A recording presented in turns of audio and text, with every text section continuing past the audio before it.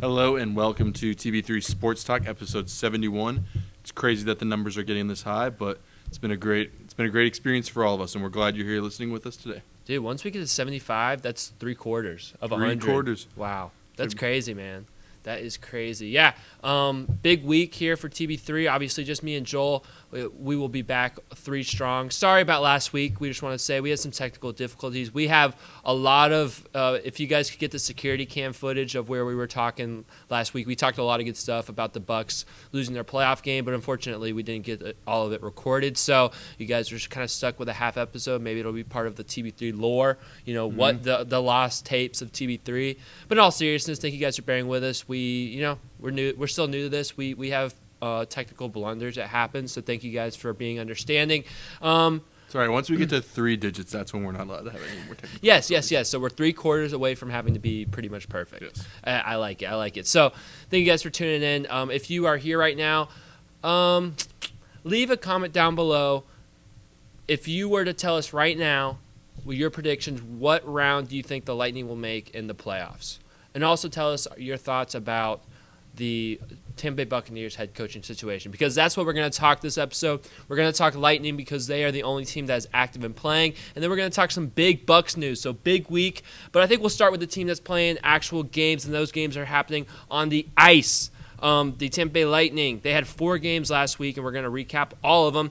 We'll start with the first one. The first one, they are at home. So the Lightning came off a Northeast road trip where they ended up going 1-2. No, 1-1 overtime loss. So a 1-1 road trip for the Lightning. They come back home for a couple of games, and their first game was against the Anaheim Ducks, a team they lost to not too long ago in Anaheim, but they're looking to get revenge at home. And this game would start off pretty strong, as actually would not. It would not start off strong. The Ducks would get on the board first, go up 1-0. However, Anthony Cirelli would knot it back up 1-1 on the power play to make it 1-1 going into the second period. And then in the second period, the Lightning would start that one off strong with a Jake Guentzel power play. It's almost like an iconic duo, Jake Guentzel and the power play. He scores on them all the time. Loving what I'm seeing from my boy Jake. However, the Ducks would come back to tie it to make it 2-2, but with about 4 minutes left in the third period, the Lightning would take the lead back with a Braden Point goal, his 26th of the season, to make it 3-2 Lightning. However, in the third, the Anaheim Ducks would tie it up, and that would be all the scoring in the third period, so we would need extra hockey. And we would need extra hockey after the extra hockey, as no teams would score. I think it was one of the uglier overtime periods, 3-on-3, that I've seen in a long time. Very just people falling down, not really great chances, turnovers, stuff like that. Not a great overtime period. However, when we get to the shootout, Jake Guentzel would start us off strong. He would score a goal to put the Lightning up 1-0 in the shootout, and that's all he would need. Vazzy would get 3 saves in a row, and the Lightning would win this one in shootout 4-3. Yeah, I didn't see many shootouts this year, so I was glad to see one. I think it's our second shootout of the year. 3-on-3 seems to work. Yeah, this was an interesting game. This was a game that you got to give a lot of credit. I'm going to try to get his name correct. Yes, you got to give a lot of credit to Anaheim Ducks goalie Dostal. He had 32 saves on 35 shot attempts. Really, really good saves. The Lightning had a lot of good chances. I look at this game. The Lightning are up 3-2. The Ducks are on a power play to begin the third period. One of the most impressive things that I've seen, I think the Lightning the Lightning penalty kill has really stuck out to me. And in this game, the Lightning had 4 shorthanded quality opportunities on one penalty kill. It was pretty crazy, but they weren't able to cash in on any of them from some great saves from Dostal. I think he kept them in the game, and it's nice to see that the Lightning can win a game when the opposing goalie has kind of a legacy night. Yeah, because it seems like we are not winning those games with goalie legacy nights. Yeah, no, and I think, again, the first goal, the Ducks goal, looking back at the film, it was crazy bounce. That's how the Ducks get up 1-0. But then it was kind of a crazy first period. They go back and forth, a lot of chances, and then they finally, Anthony Cirelli gets the goal on the power play. Anytime we can have a second liner get a power play goal is really nice because it seems like our power play is very, very top heavy, which is kind of most power plays, but ours especially. Especially like when the top line comes off of the power play, it's like, well, this was a failure. Yeah, I mean, a lot of times they'll let Cooch stay on for pretty much the majority of the power play, which is nice. Kind of have that distributor for both lines. But you can't do that forever. Like, he's getting whooped. Yeah, for sure. And honestly, both the first 2 goals for the Lightning were power play goals. And I mean, you get one from Cirelli, one from Gensel. Gensel is just amazing in front of the net on the power play. He's found his niche in that spot, and it's been really, really good. Yeah, I mean, you look at this game. Again, shots were pretty similar. And again, I don't know about you, Joel, but are you concerned with the Lightning's lack of ability to win faceoffs? This was Anaheim won 55% in this game. It seems like they've struggled to win the faceoff recently. I'm not concerned because I feel like I've seen better Lightning teams that had a harder time winning the faceoff. Mm-hmm.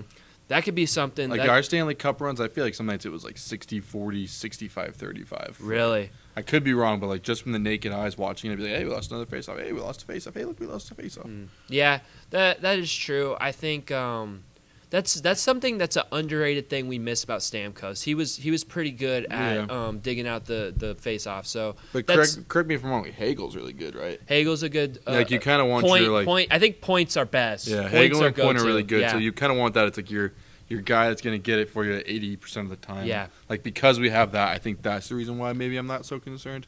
Yeah, no, and I think the lower lines could do a little bit better job, and but that's about it. I mean, again, this overtime period was ugly, man. This was I was watching this game, and man, like I was just it was ugly. If you watch this game and you watch the overtime, I think you guys will understand what I'm saying, man. It was just not great hockey, and to kind of withstand that, because I was totally thinking that the Ducks were going to get a stupid chance and pull out a silly win, a game that really the Lightning, I feel like, kind of dominated for especially the second and third period.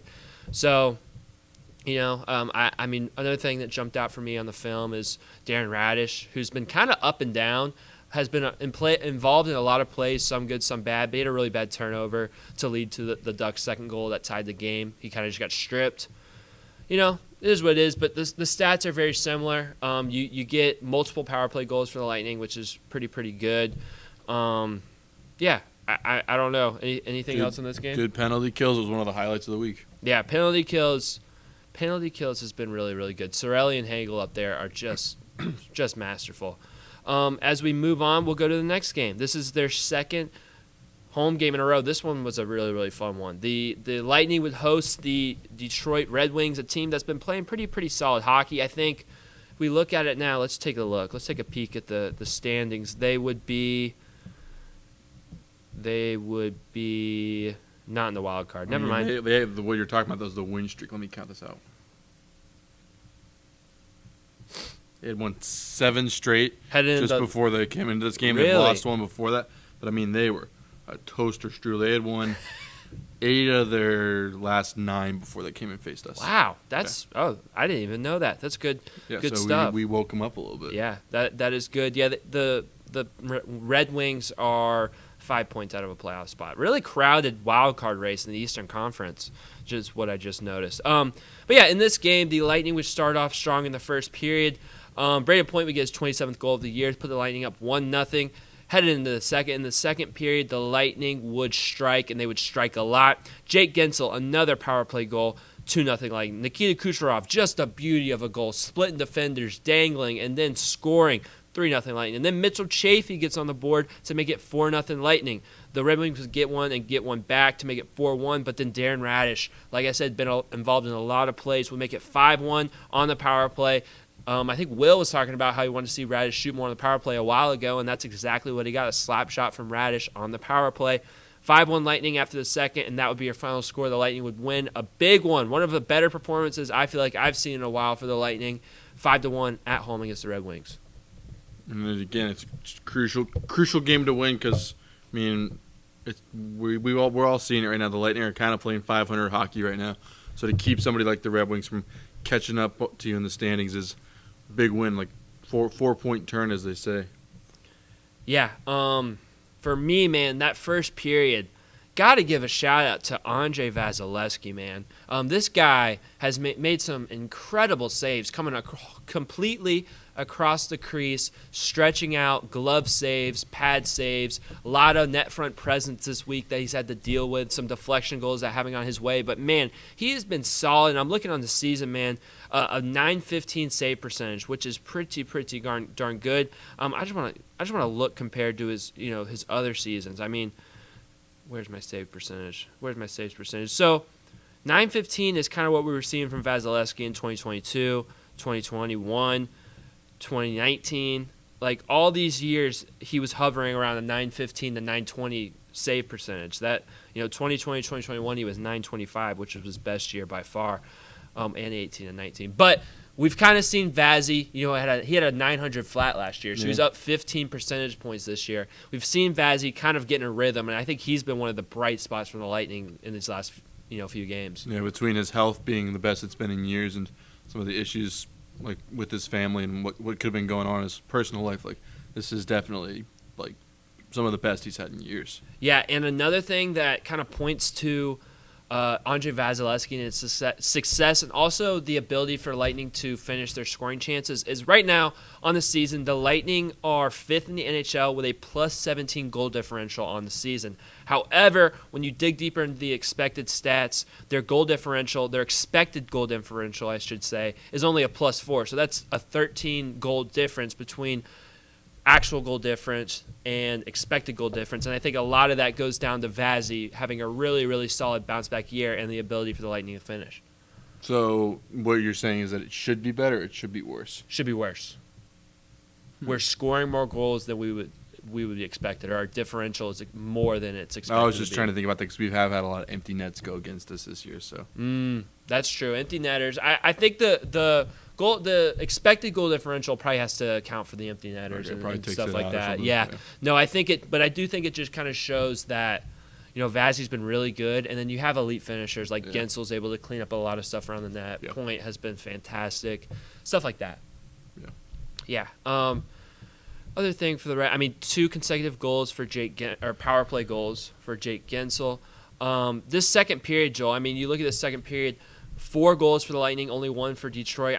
What was it like to watch the Lightning just in this period? Just to see a dominating period for the Lightning that we haven't really seen in a few weeks, it feels like. Not only that, but they scored all these goals within around 4 minutes of each other. Yeah. So they were just pouring it onto Detroit. And it's nice to know that we're a team capable of that. I feel like we're playing a lot of one goal nail biters. That's when the empty nets come in, and they're more often than not scored against us. I feel like every night I sit down for a game and it's empty net, they'll score the empty netter within 30 seconds of us pulling the goalie. Mm-hmm. So, with all that being said, it's nice to see a 5-1 just demolition of an above-average team like Detroit. Yeah, and I will say I think it was nice to see the defense also hold Detroit to 1 goal. I think other than that West Coast trip, a lot of these close games that the Lightning have lost have been not really due to lack of scoring. They've been scoring 3-4 goals in these games. We can even look later on in the week. The Lightning were scoring multiple goals in these games, but their defense wasn't able to let the guys get a multiple goal lead or take a stranglehold of the game. So I think that was also a nice part about this second period was watching the Lightning get the goals, get the momentum, and keep it without letting a goal to kind of break their momentum up in the second. Yeah. Are we good? I'm good. All right. So after this quick little 2-game homestand, the Lightning headed back out to Canada for another back-to-back. We'll get to the second night of the back-to-back in a second. But the first night of the back-to-back was a game against the Toronto Maple Leafs, a team that it seems like the Lightning have a lot of trouble with. I think I might have to look up some stats and see since that playoff loss. Yeah, in a second I'll look up what their record against the Maple Leafs is. But we know that their record against the Maple Leafs this week was 0-1 because in the first period, Austin Matthews would get them started early, about 4 minutes into the game. He would get his 19th goal of the year, kind of a breakaway opportunity, 1-0 Leafs. And then another breakaway opportunities would come from William Nylander, 2-0 Maple Leafs. However, the Lightning would cut into that lead with a 2-1, or with a goal to make it 2-1. Nick Paul, again, this guy loves playing against the Maple Leafs, especially in Toronto. You can think about 2022, that first round series, and even 2023. And then not too long later, about 3 minutes after Nick Paul would cut the lead in half, the Maple Leafs would extend it again. Matthew Knies would get a goal, 3-1 Leafs. Headed in the third period, however, the Lightning would cut the deficit to 1 again. Darren Radish, that boy again. This time it's just on a 5-on-5 goal, 3-2 Leafs. But then Matthew Knies would strike again, 4-2 Leafs. However, Nick Paul would get a goal to make it 4-3, and there was another great opportunity by Braden Point, I want to say, to almost tie the game up. It would not go, and then Mitch Marner would get an empty net goal to make it 5-3 Maple Leafs, and that would be your final score. The Lightning lose to the Leafs, 5-3. So what do they have this year? Well, what's the record against them this year? I have no idea. Yeah. I can actually look. I could probably scroll down. I was gonna say just count it out and I'll get you this. 0-3. All right, so we are 2-5 against them since last year. Man, can't beat the Leafs, man. Which honestly, I feel like historically the Lightning have struggled with the Maple Leafs in the regular season pretty often. Yeah. Even during the Leaf streak, I don't know if we knocked them out very many times. It was usually Boston. No, we knocked them out maybe the year before. We did. We did in 2022 and 2023. We played them back to back. We beat them in 2022, lost them. Yeah, but before then, I don't know if we really played them that much in their playoff streak. In their drought. I don't think so. Yeah, at least not in the modern, like Kucherov Stamkos era. So, yeah, I mean, any things that stick out to you from this Maple Leafs Lightning game, Joel? I'm just discouraging, like going back into last season, just kind of expecting to lose. Like I feel like so often I'm expecting to lose to the Maple Leafs, so it just doesn't feel good when it happens. Like usually I'm like, yes, I was wrong, but I mean, what is it, 0-3 this season? So kind of just like in the back of your mind, it's like probably gonna lose to the Maple Leafs. Like I think I even predicted it the week before, so sad to see it come to fruition.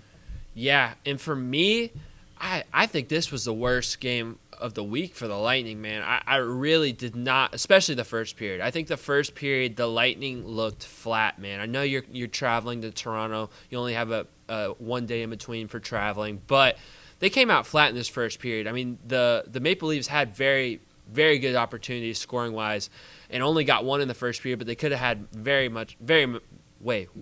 more. Yeah, there we go. They could have had way more.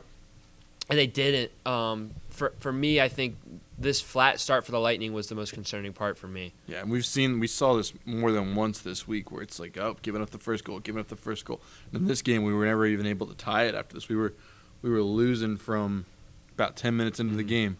It was 4 minutes into the game. We never. Oh, I was looking at the wrong spot. Yeah. It's pretty crazy because, I would say the Maple Leafs totally out-energied the Lightning for 50 minutes of the game. There was a stretch, late in that third period where we got that Nick Paul goal to cut it to 1, and then we had some opportunities to tie it 4-4 that, maybe the Lightning had that, the opportunity and they were matching the energy. But for it to take 2 periods for you to match the other team's energies, it's pretty unacceptable.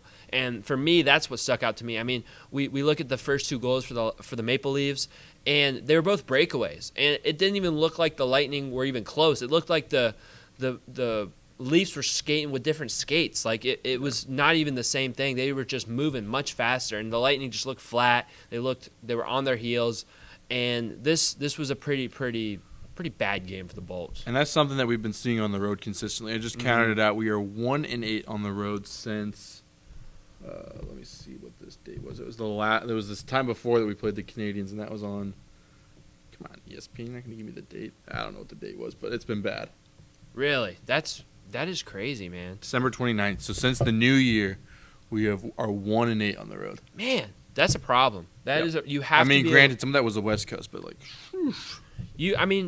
And I do think this is part of having a younger team, where sometimes it's harder to create that energy on the road. But you got to be able to do it. With the grind of the NHL season, you got to be able to go on the road and create energy and have solid road trips. You got to be able to do it. You can't be a one-trick pony. You can't rely on winning every home game because you're not going to do it. You're going to have slip-ups. You're not going to do that in the playoffs either. Yeah. And you're going to have to win some road games. And I don't think – we're not in no position to be a President's Cup winner or anything like that. We're going to have to play road games and win them.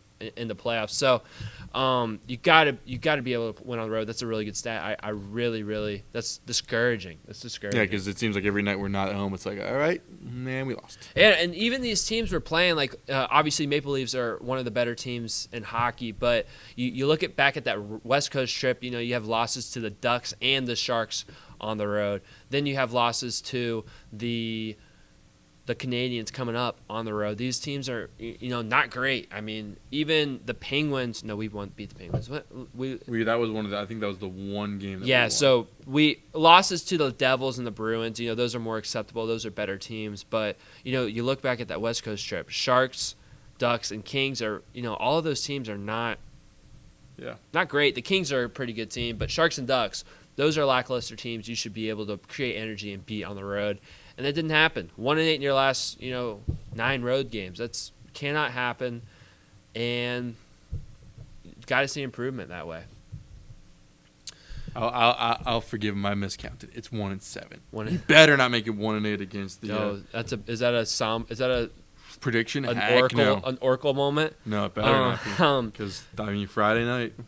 Yeah, 3 straight games with a power play goal for the Lightning though in this week, so that's a positive. Again, I'll mention it again. Nick Paul had a absolutely massive game from just goals, being in the thick of things, and this guy's a Maple Leafs killer. You just gotta. I mean, dude, do you remember that goal against the Maple Leafs where he went? It was Game 7 on the road. And he went between the legs. Dude, that was I was hyped, bro. Those were one of those ones that you watch that goal and you feel like you could run through a wall. It was like it was yesterday. Yeah. You could run through a wall. Dude, I watched that in St. Augustine on my phone. It's like you remember. I know the place. Yes, it's like a weird place. I remember watching it. But yeah, that's a fun memory, man. Yeah. That was a fun team. Just couldn't get it done at the end. 2022 could have been. That was the year we lost the Avalanche. Okay.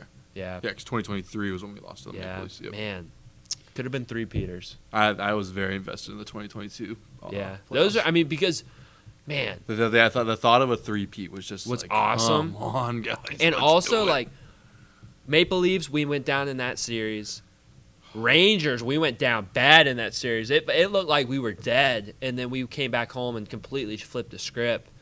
And then, who else? Maybe Hurricanes. We always beat up on the Hurricanes on our way. But there were some series that we won that were, we were down for the count, and we got back up. It's I don't remember the game, but we won a game with 1.2 seconds left. Yeah. No, I think that was a Rangers game. I think it was. I think it was a Rangers game. Yeah, those were some good. I was listening to that one on iHeartRadio. Nice. Dave Mishkin. Oh yeah. Oh, what a guy. And Phil. Can't forget Phil. Yeah, should we move on to the Canadiens game? I think so. So, heading into this Canadiens game, I saw that the Lightning on the season were 3-3 on the second night of a back-to-back, which is not too bad to be 500, but they would make it 3-4. This one hurts, man. This is a hurtful game. The Lightning would go up 2-0, though. They would go up 1-0 the first period. Nikita Kucherov would score. Then we go to the second period. Jake Gensel would get another one. He scored a goal every single game this week, I'm pretty sure. Maybe not in the Leafs game. No, he didn't score in the Leafs game. Disregard what I just said. Sorry, guys. But Jake Gensel did score against the Canadiens, 2-0 Lightning. However, the Canadiens would fight back. They would get 2 unanswered goals in the second period. And then the one that hurts the most, with about 2 minutes left, Mr. Evans on the Canadiens would score a goal to put the Montreal up 1, and that would be all she wrote. The Lightning, it looked like they were going to at least escape with a point on the road, and they get nothing. Nothing. Yeah. They lose 3-2. This just felt like a game where they took their foot off the gas. I was watching this game just last night, I'm pretty sure, and it was just kind of looking back a little bit, kind of doing something, come back and say, oh, they got another goal. Oh, they got another goal. Oh, look, they got another goal.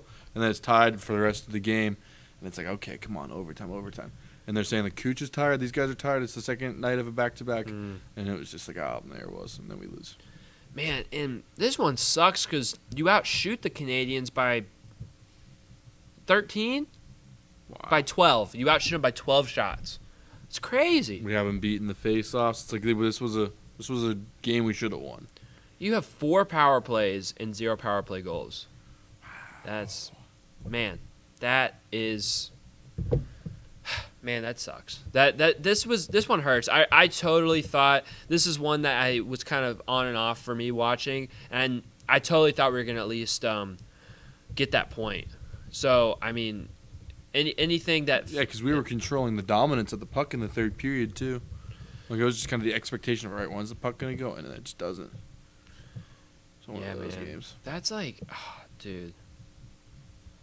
Sorry, I was just trying to look up the Lightning are killing 81.1% of penalty kills. That's amazing. Power plays. That is 11th in the NHL, but it's only about 4% off from the Stars, who are number one. It's pretty good. I just wanted to peep it out because I feel like the penalty kill has been amazing. Yeah, it's like it goes without saying. It's like penalty, whatever.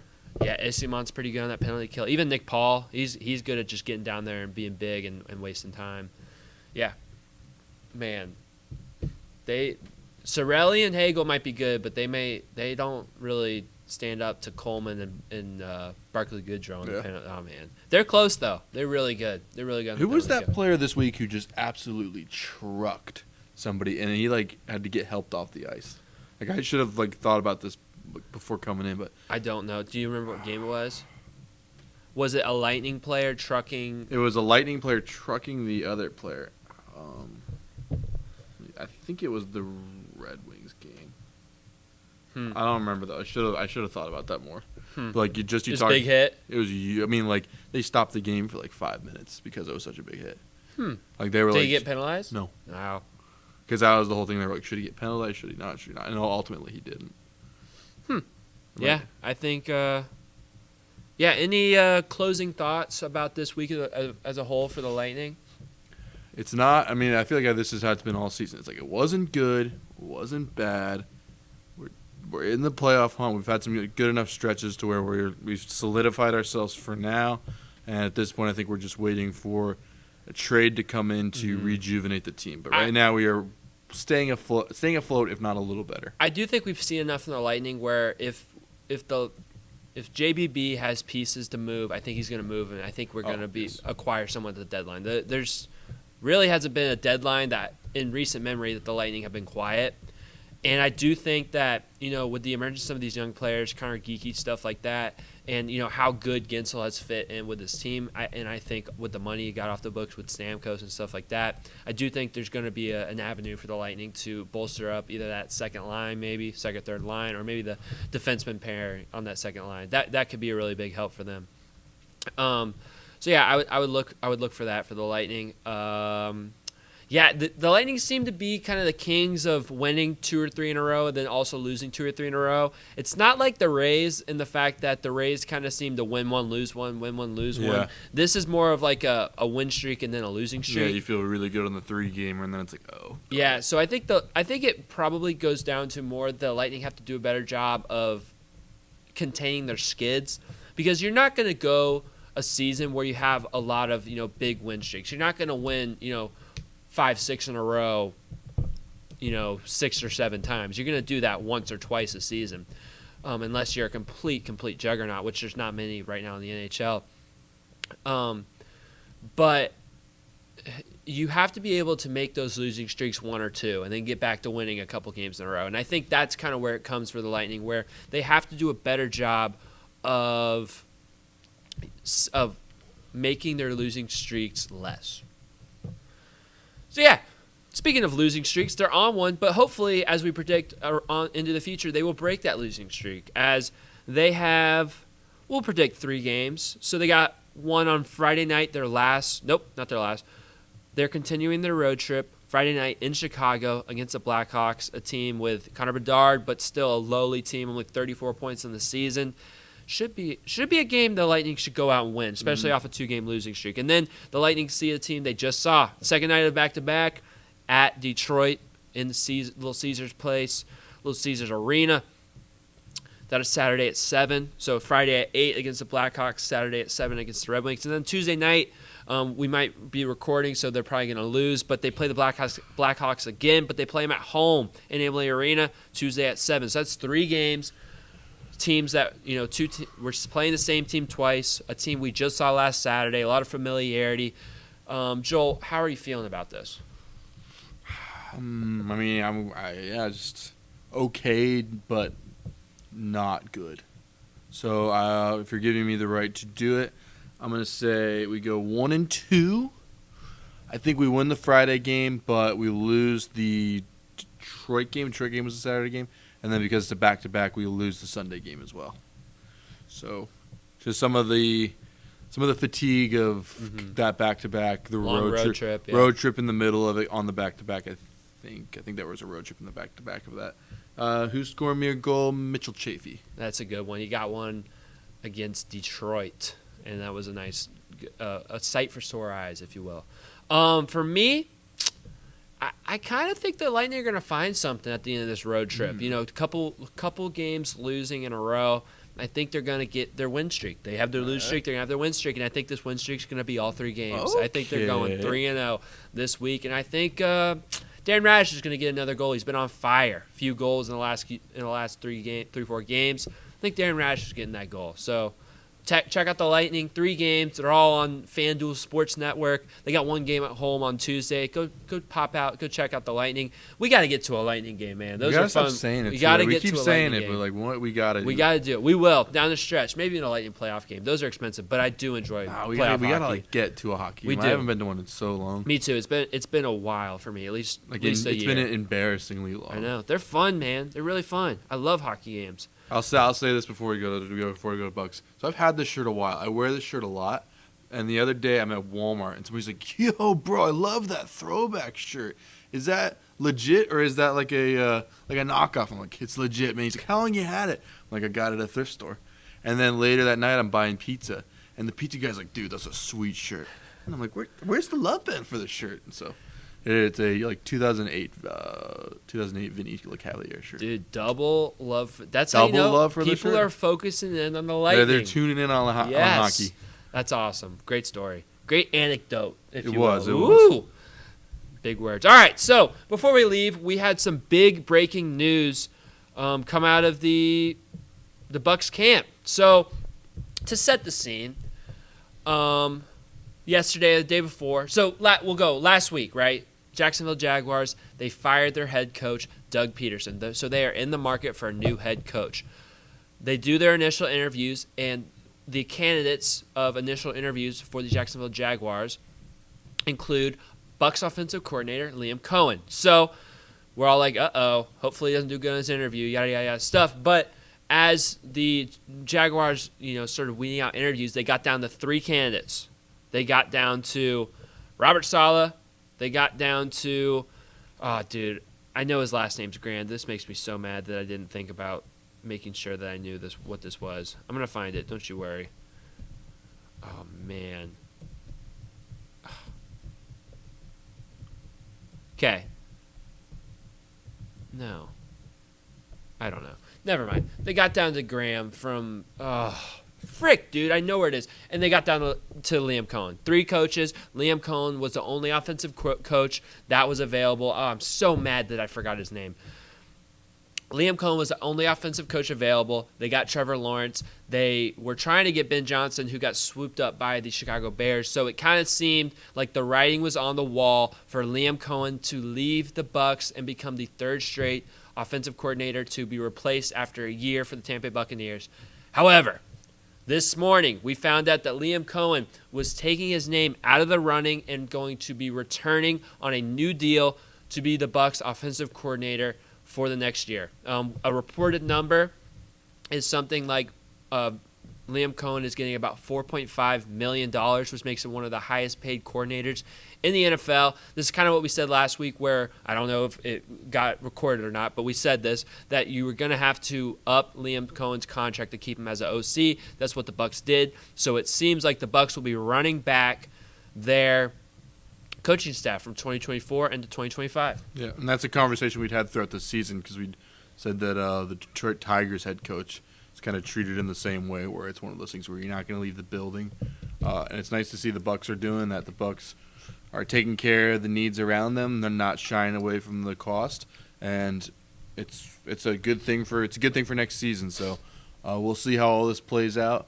I can tend to lean more into the skeptical side of all these things, but that was a headline I was pleased to see today. I was kind of late to the party. I'm like, I don't know, and it's like, oh well, look at the headline. I'm like, oh, I missed it. So I'm glad to see this headline, and At the same time, though, I'll be interested to see what the next couple weeks of headlines are. Like, if anything pops out, we'll be like, hey, I wasn't not shocked. Meaning that what headlines you mean you wouldn't be shocked popped up? Just saying, like, okay, here's my conspiracy. Thank you for asking. Could be wrong. This is just Joel's take, but you've kept Liam Coen in the building. Now, what do the next couple weeks look like? So, okay, here's what it is. You made sure that he doesn't go to Jacksonville or Oakland. Good. He's in the building. Now he's a piece.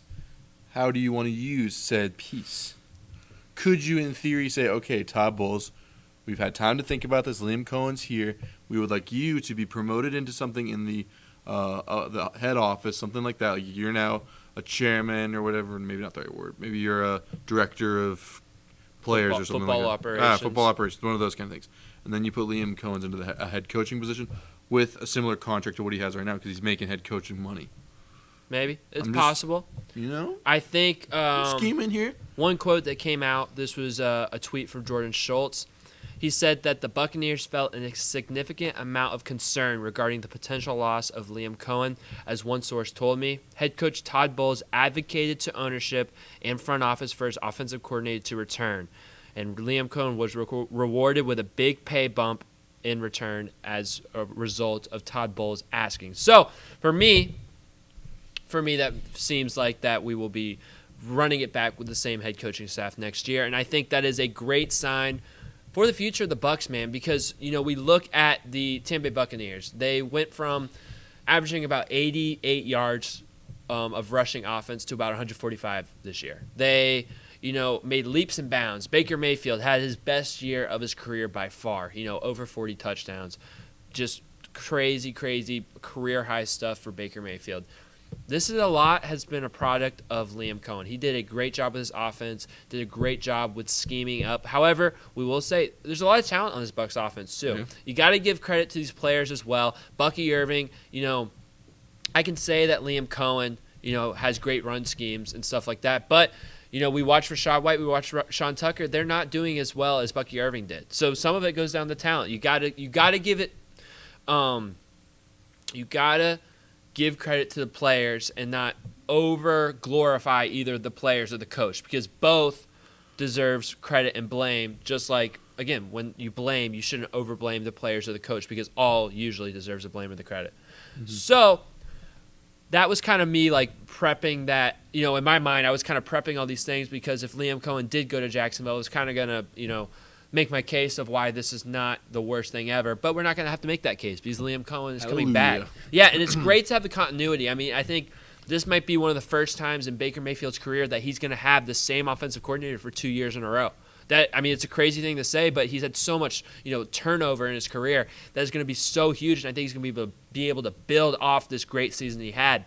I think, all these young players, these linemen, these young weapons, they're going to be able to build off the season they had. I'm just so excited for this Bucs offense. I think that and I also think you got to give credit to Todd Bowles, man. Todd Bowles saw the success, and he saw that you got to have good coordinators to win the Super Bowl. He knows that because he was the good coordinator that helped the Bucs win the Super Bowl. He knows this. He knows that you have to have X-factor coordinators to win a Super Bowl. He sees Liam Coen, as I think a lot of Bucs fans and Bucs media see Liam Coen as an X-factor offensive coordinator, and we kept him around. So I'm hoping that we will be able to do better than what the Lions did when they kept their coordinators around. Yeah, and I do appreciate that Todd Bowles recognizes that as well, that maybe in a year, maybe in 2 years, he's stepping out of the door and he says, Liam Coen, car keys are all yours. I mean, Todd Bowles is an older guy. He's 61, I want to say. Yeah, that's and he said he doesn't want to do this forever. Yeah, that's not a crazy thing to see.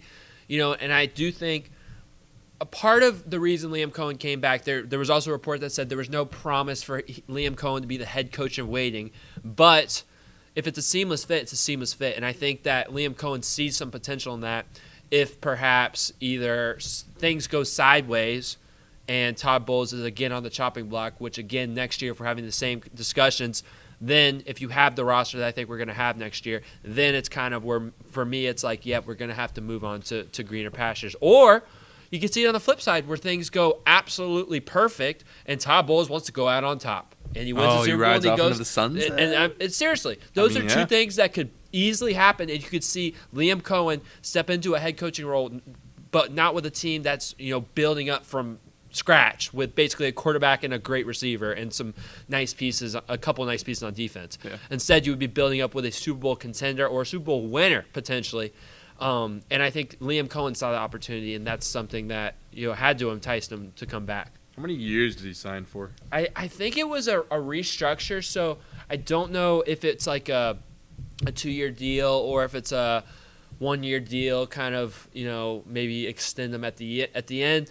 For me, I think coaches' contracts are kind of like they're kind of meaningless, man. People get out of them so easily. The teams will buy it out, or the teams will, they'll agree to part ways, or sometimes coaches' contracts don't really move the needle of what it is for me, not like players' contracts. Because it's smart on Liam Cohen's part too. Like if Jacksonville was the team that was giving him the most recognition, maybe per se, like now he can continue to build up his resume, and maybe next year he goes and flies off into a better opportunity somewhere else. I think that's pretty obvious. I think this was a smart career move for Liam Coen because, again, actually Jacksonville, they fired their general manager today after they missed on Liam Coen. Everyone wanted him fired after the season. That hurts for the GM. I know. And everyone kind of wanted him gone already. So it's like kind of just like, why did we wait so long? But I do think people in Jacksonville's camps were pretty frustrated with their inability to get either Cohen or Ben Johnson. It's pretty crazy. Hopefully that's the Bucs who retain him next year. But I wouldn't be surprised if maybe next year he goes and he finds somewhere else to be. I would say if I was to say, will Liam Coen be with the Bucs or not with the Bucs? What's the higher chance? I think it's probably higher. The higher chance is after the culmination of next year, he will be on a different team. Because I don't see it going sideways, and I think Liam Coen will probably be like the name on the top of the list. Yeah, he'll definitely be top of the list. So unless Todd Bowles is just ready to retire, which again he's older, but he's not totally old, and I'm still a somewhat believer in Todd Bowles, where I don't think he's going to have the same problems because I think he's a good enough coach with the right personnel. So I would say if you were to ask me what I think will happen, I think Liam Coen will be on a different team head coaching after the end of next year. I mean, I hear what you're saying, but like that's such a gut punch. Yeah? That hurts so bad. Especially if he flies and the offense is just glorious next year. Like you might have to do it. We do not know. I can't do it. Yeah. I can't do it. Yeah. No. Oh, if that happens next year, I'll be in a depressed state of sports for probably 6 weeks. Joel, you're the Bucs history guy. Is there been any Bucs coordinators that's gone on to be just dynamite that we've lost in the past that you can remember? Also, if you're in the comments, you can help us out. Yeah. Not off the top. I mean, I'm sure there was one I know Dirk Cutter got promoted to be offensive coordinator to be coach. Okay. I got one. And I mean, Lovie Smith. Lovie Smith was a Bucs coordinator. He goes to be with the Bears. Mm-hmm. I mean, their success. He goes to the Super Bowl, and that's some of the dark years of the John Gruden era. That Super Bowl, I want to say it was 2005.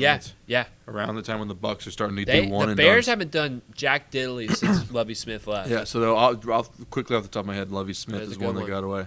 Yeah, what did Monty Kiffin do after he was with the Bucs? I think he just did college. Okay. Yeah, that's I was just curious. That is a great question. Yeah, but I mean, if you're in the YouTube comments or maybe you're seeing this on Instagram, if it gets posted, let us know your thoughts on the Liam Coen Todd Bowles situation. Was this the right move? Were you kind of hoping to see Liam Coen be the head coach this year, or are you happy that Todd Bowles is coming back? Give us some reasoning why. Back up your takes. Back up what you're thinking. Yeah, do you think Liam Coen is going to be a Buck for an extended amount of time, whether it's an offensive coordinator or a head coach going into 2026, 2027? Or do you think that, Liam Coen, this might be his last year as a Buck? Let us know down below. Let us know in the comments. You see anything from Monty Kiffin? To answer that, he did work. He was the defensive coordinator for the Cowboys, and then he kind of moved into the front office with that. and then he was in the front office with Jacksonville as well. Okay. Yeah, so Lovie Smith, I think, is the best example if we see the Lane, not Lane Kiffin, come on. If we see the Liam Coen situation. There's one out. other guy, but I can't think of it. Fair enough. Real quick before we leave, man, I think we should leave the people with some Super Bowl predictions. Yes, we should. So, this weekend, conference championships, AFC, NFC. We got the team that beat the Bucs, impressively went to Detroit and dropped 45. Almost like Todd Bowles wasn't the whole problem or something. I don't know. But they're playing, it's Commanders at Eagles, and then it's Bills at Chiefs. We'll record before the Super Bowl, so we're just giving your conference championship predictions. For me, I think we're going to see an Eagles-Bills Super Bowl. I really do. I think the defense for Commanders-Eagles is going to be a really good game. I think it's going to be a really good game. Jaden Daniels has just looked dynamite. The receivers and the weapons on offense have backed him up. Cliff Kingsbury has been calling great offensive game plans. But for me, I think the Eagles have a little bit too much on offense, the Eagles have a little bit too much on defense for Washington to flourish like they did against either the Bucs or against the Lions. And I think that rushing attack for the Eagles is just a little bit too much, especially with the holes in the Washington run defense. So for me, I think there's just going to be big runs for Saquon, and I think the Eagles are going to make the Super Bowl. And then going down to Bills-Chiefs, man. If the Chiefs win this game, I swear it's voodoo magic because the Bills are a better team. Josh Allen is a better quarterback than Patrick Mahomes this year. The receivers are playing at a higher level. The defense was fantastic against Lamar Jackson, forcing numerous takeaways. And I don't even think the Bills' offense did great against the Ravens. And the Ravens are a great team, one of the best in the league. I think both those teams, on paper, if you just played without the voodoo magic and the Taylor Swift, they would both beat the Chiefs. But, I worry about the Chiefs in Arrowhead, but I think this is Josh Allen's moment. I think this is his moment, and I think the Bills get it done. I think he's in for a big game, and I just don't see them choking it this time. All right.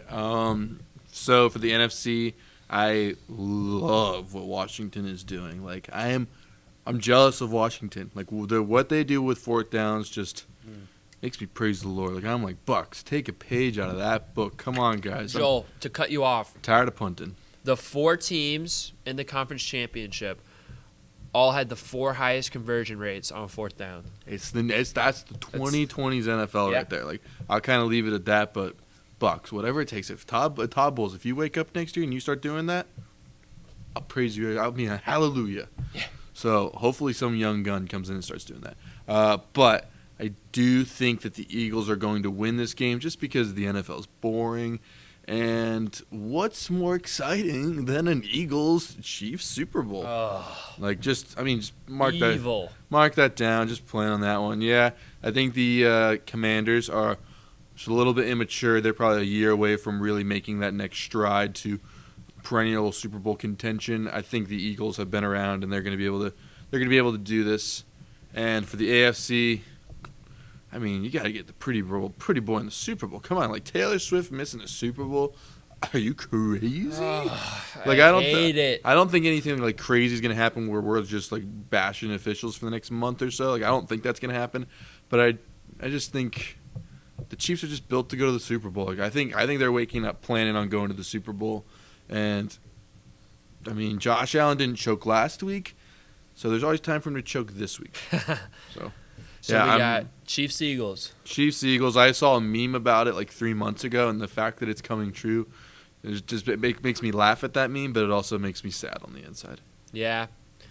Because the meme was what the world wants is Bills-Lions. Yeah. What the world's going to get was Chiefs-Eagles. Yeah, and it's just I hate it because, Chiefs-49ers last year was like probably, just evil versus the evil. Yeah. Just to the teams I disdain the most, man. I couldn't even have told you the 49ers were in that Super Bowl. I remember the Chiefs, but it's dumb. It's always like the Chiefs and their victim. I had to root for the 49ers, and I'm like, come on, man. This stinks. But yeah, that was not good. I want the Bills or the Commanders to get in so at least I can have a team that I feel good about rooting for in the Super Bowl. That's all I can ask for. I'm not opposed to rooting for the Eagles right now. I'll root for them if they play the Chiefs, and I won't feel terrible about it. I like a lot of the Eagles players, but Philadelphia fans just make me sick. Like I kind of got a soft spot for Jalen Hurts. Unless I like Jalen Hurts. Unless you're a nice Philadelphia fan, which we know a couple. Yeah, we got a handful. But the majority of Philadelphia fans, they make me sick. They're the Yankees of the NFL a little bit. To the people who are listening to this who are Phillies fans, I wouldn't be opposed to a Chiefs Eagles Super Bowl where the Eagles lose. Oh man. Oh, that's diabolical. I mean, like that's the worst case. I mean, as far as like annoyance goes, it's like, all right, whatever. Put another ring on whatever Patrick Mahomes' finger. Yeah, fair enough.